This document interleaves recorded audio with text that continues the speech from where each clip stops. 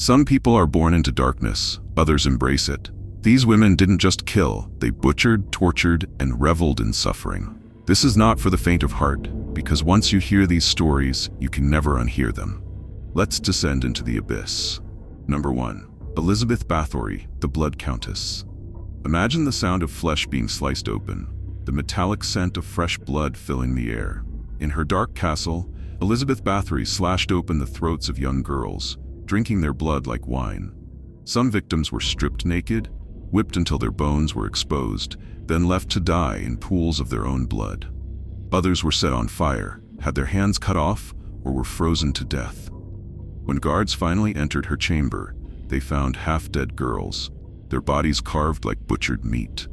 But did she suffer for her crimes? No. She was bricked into her castle, left to rot in her own darkness. Number 2. Delphine LaLaurie, the sadistic socialite. In the grand halls of New Orleans, Delphine LaLaurie was a respected socialite. But inside her hidden torture room, skin was peeled from living bodies, bones snapped like twigs, and eyes were gouged out with spoons. When authorities broke into her mansion after a fire, they found a man with his limbs stretched to the point of tearing, a woman whose mouth had been sewn shut, and others with their skulls cracked open, their brains exposed. The horror was so unbearable that even the mob that burned her house couldn't erase the nightmare she left behind. Number 3. Irma Grese, the Beast of Belsen. Irma Grese didn't just kill prisoners. She turned it into a game.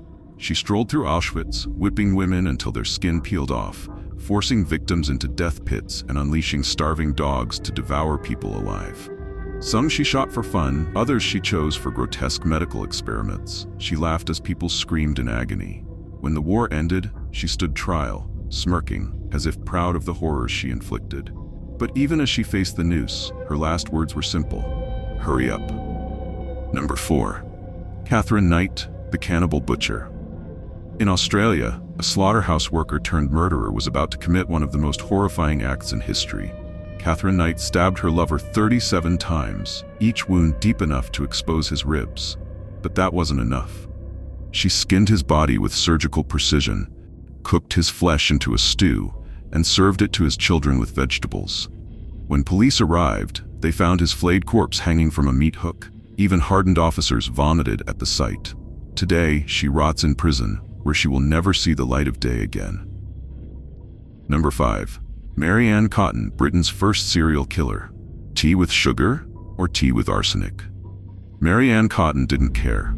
Over 20 years, she poisoned her own children, husbands, and lovers, watching as they vomited black bile, their bodies convulsing violently, their organs liquefying from the inside.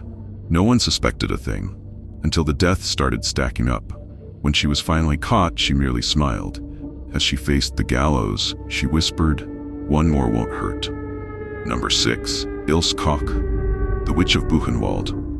Ilse Koch collected souvenirs, but not ordinary ones. She handpicked prisoners with unique tattoos, had them skinned alive, and turned their flesh into lampshades. She walked through camps, mocking the starving, beating them to death for sport, and laughing as their families watched.